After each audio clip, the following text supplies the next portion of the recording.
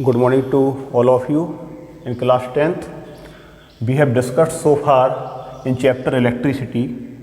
ठीक है, अभी तक हमने जो क्लास 10th में इलेक्ट्रिसिटी चैप्टर में डिस्कस किया है, इस चैप्टर में उसमें क्या है, current, electric current, okay, electric potential, resistance, Ohm's law, yes, resistivity, factor on which resistance depends, है ना, resistance in series combination and parallel combination now, and electric energy and power also we have discussed. इसको एक बार revise कराते हैं, फिर आज इसके आगे का बताना है. ठीक है, heating effect of current, heating effect of current.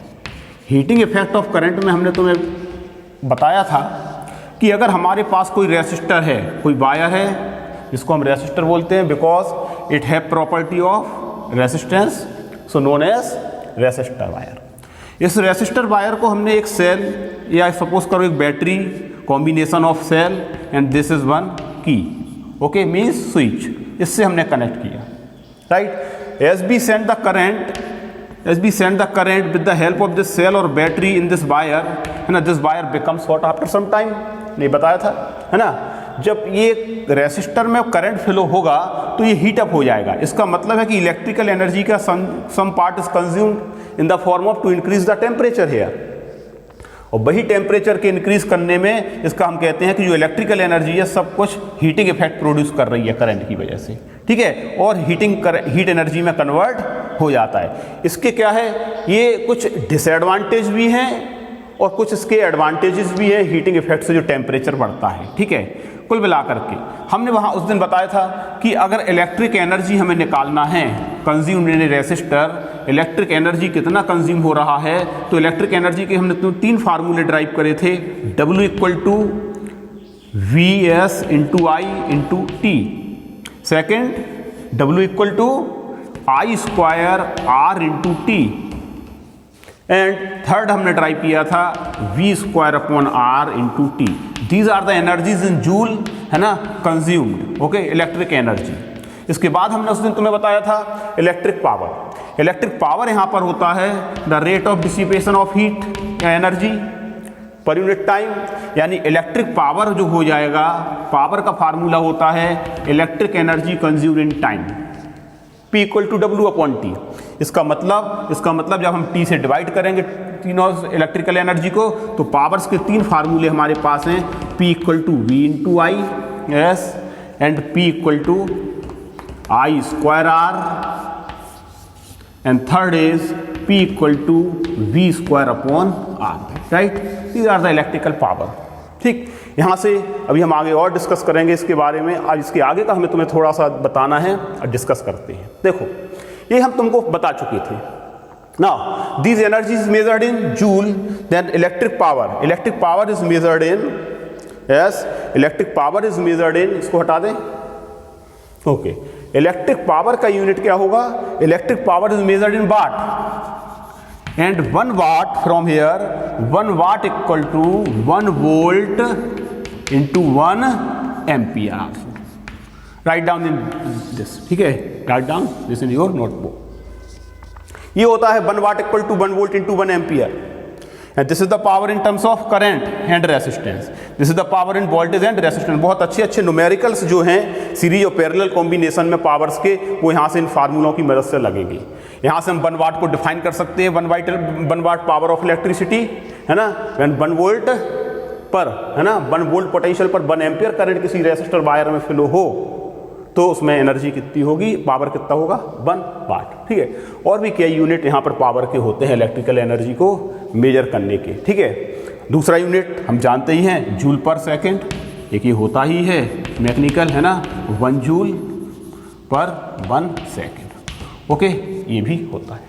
ठीक, इसके बाद एक अदर यूनिट और होता है जो इलेक्ट्रिसिटी में हम पावर को मेजर करने के लिए यूज करते हैं, है ना, note down, 1 kilowatt hour. So 1 kilowatt hour, देखेंगे 1 kilowatt into hour. What is 1 kilowatt hour? 1 kilowatt hour का मतलब ही है, इसको हम ऐसे भी बोलते हैं 1 kWh, kilowatt hour. Okay, 1 kilowatt hour का मतलब क्या है? 1 kilowatt hour means 1 kilowatt into 1 our.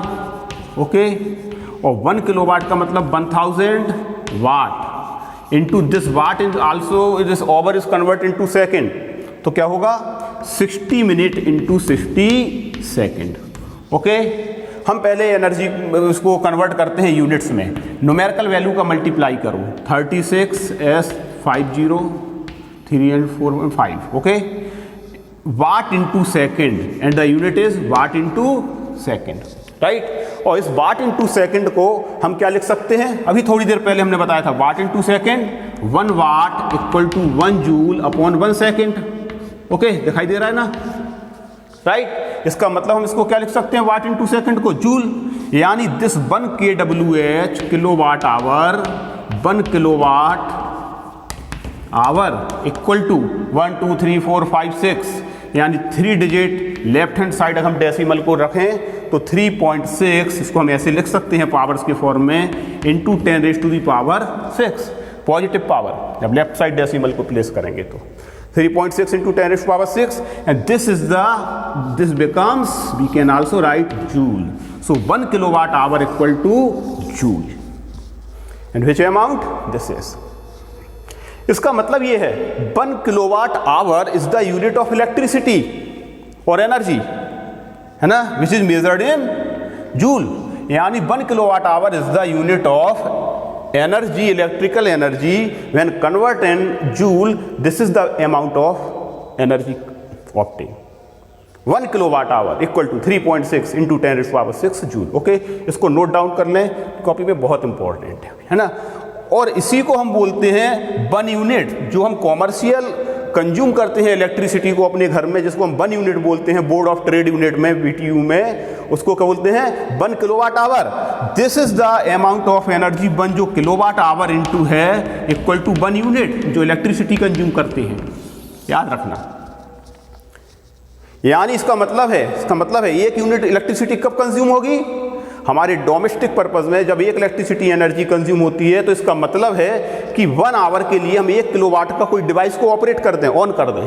1 kilowatt यानी 1000 वाट, 1000 वाट का कोई ऑपरेट, है ना, डिवाइस ऑपरेट अगर 1 घंटे के लिए करते हैं तो 1 यूनिट इलेक्ट्रिसिटी कंज्यूम होती है। अब हम समझ सकते हैं कि अगर हम किसी स्विच को अगर बेवजह खोल के, है ना, रख दें, या 100 वाट का एक बल्ब 10 घंटे, 100 वाट का कोई एक डिवाइस अगर 10 घंटे ऑपरेट हो जाता है, शाम से लेके 8 बजे से सुबह 6 बजे तक बेकार, तो समझ लो हम 1 यूनिट इलेक्ट्रिसिटी वेस्टेज कर चुके हैं। इसीलिए electricity is very important energy and consumed in a systematic manner, very huge amount. और इतने 1 यूनिट में कितना एनर्जी का यूनिट वैल्यू है जूल में, देखो जरा, 3.6, this is the amount of energy, है ना। So we will be aware about the consumptions of electric energy in systematic manner, okay, and is, है ना, use in proper manner, okay. So this is your 1 kilowatt hour हो गया। एक ये topic था तुम्हारा electric heating effect of current में, electric energy and electric power, very important topic, ठीक। नेक्स्ट है, इसी के कुछ प्रैक्टिकल एप्लीकेशन होते हैं, देखो, some practical application also. So practical, next heading है practical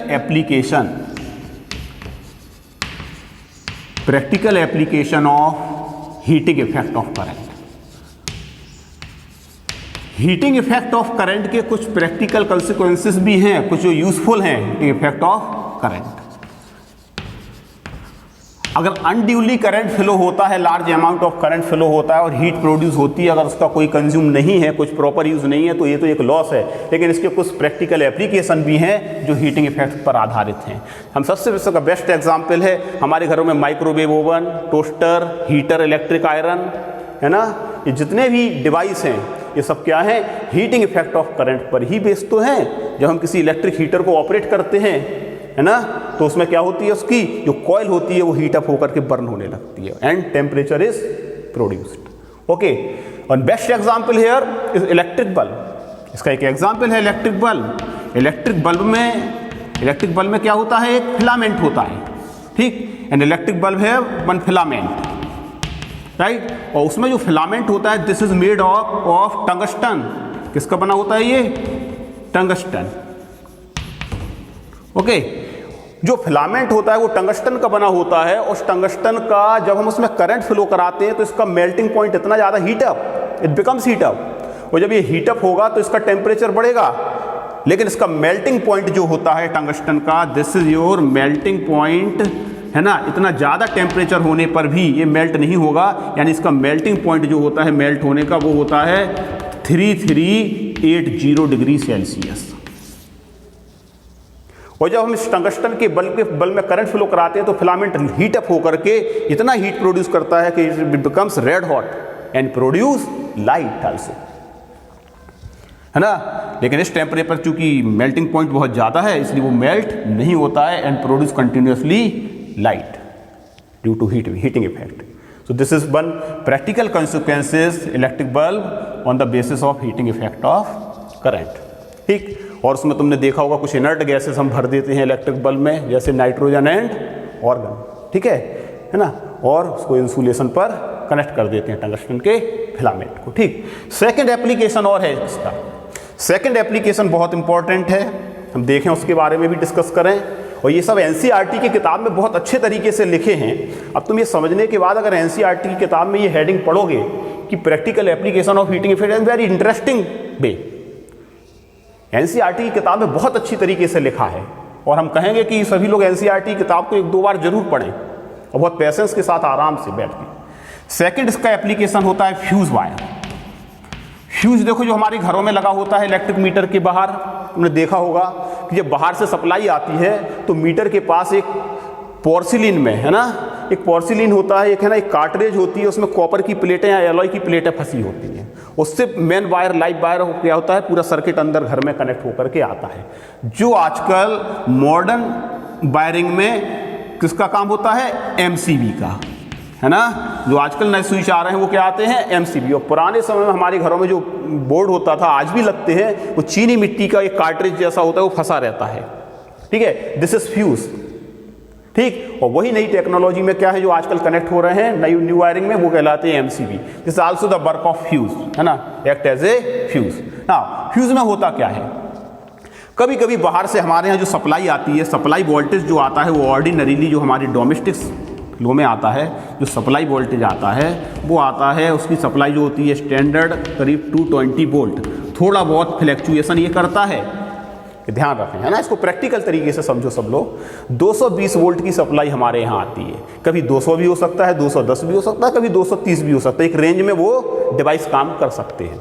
स्टैंडर्ड सप्लाई 220 वोल्ट पर आया, ठीक है।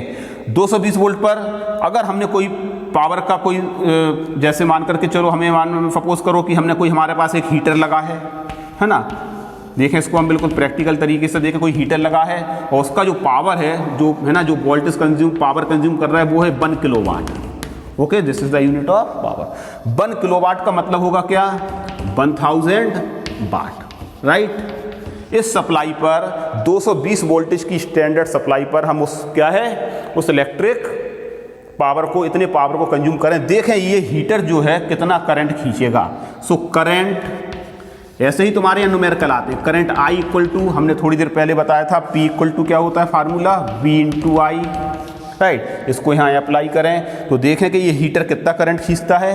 I equal to P upon V। So P equal to okay 1000 upon 220 divide जब हम करेंगे, है ना, तो 11, ठीक है, 550 यानी 4, ओके 44 पॉइंट, है ना, 44 है ना, 4 पॉइंट समथिंग, और 4 पॉइंट समथिंग में कितना आएगा? 60 यानी 5, यानी करंट I इक्वल टू आएगा, दिखाई दे रहा है, करंट I इक्वल टू हमारा आएगा 4.5 एम्पियर। मतलब ये है कि अगर हमारे घर में कोई हीटर लगा है 1 किलोवाट का और 220 वोल्ट की सप्लाई पर हम उसको ऑपरेट करते हैं तो वो कितना करंट ड्रॉ करेगा?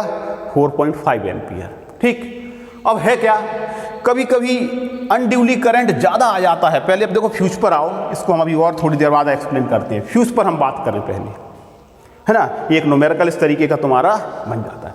फ्यूज में क्या होता है, कभी कभी अनड्यू करंट जो होता है, एक्स्ट्रा करंट फ्लो होने लगता है। सप्लाई वोल्टेज बढ़ा, करंट ज़्यादा फ्लो होगा, जबकि एक पर्टिकुलर वोल्टेज पर ही वो डिवाइस ऑपरेट होगी। अगर तुम फ्यूज़ नहीं लगाए हो तो तुम्हारा टीवी फ्रिज जो है ज़्यादा वोल्टेज पर हो सकता है उसके कंपोनेंट जो है इलेक्ट्रिक कंपोनेंट वो जलना शुरू हो जाए, बर्न होना शुरू हो जाए।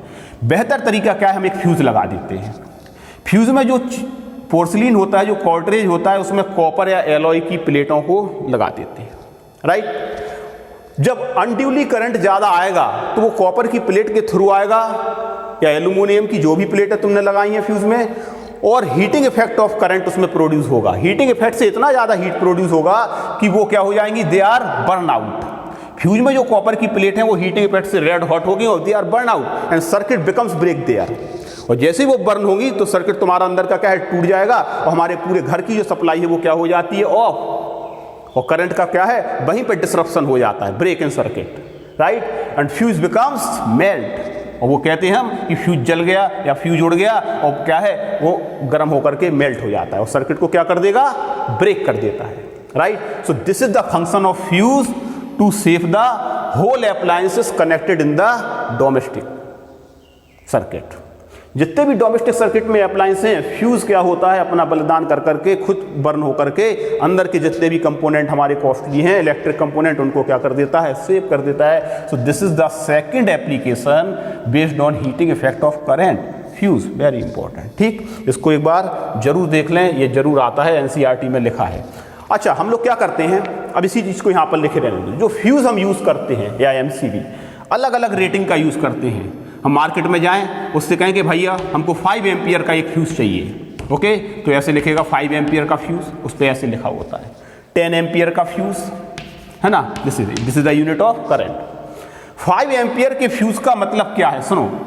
अगर हम एक हीटर को, 1 किलोवाट के हीटर को 220 वोल्ट की सप्लाई पर अगर ऑपरेट करते हैं तो वो कितना करंट खींचेगा, 4.5 एम्पियर का वो करंट खींचेगा। इसका मतलब है कि उसके लिए इससे लार्जर वैल्यू का हमको फ्यूज चाहिए, कितना का चाहिए, 5 एम्पियर कम से, राइट, है ना। अगर हम, ठीक है, इसीलिए अगर हम कम एम्पियर के स्विच में, अगर हम इससे कम एम्पियर के किसी स्विच में अगर हम हीटर को लगाते हैं तो तुमने देखा होगा घरों में ज़्यादा पावर के सॉकेट को अगर हम छोटे पिन में लगा दें तो वो जलना शुरू हो जाता है, अंदर ही अंदर काला पड़ना शुरू हो जाता है। उसका कारण क्या है, यही है कि कम एम्पियर में, चूंकि हीटर को एक नॉर्मली रेंज में इतना करंट ड्रॉ करता है, और अगर तुम 4.5 से कम का स्विच या फ्यूज को यूज करोगे, it becomes burn out, right.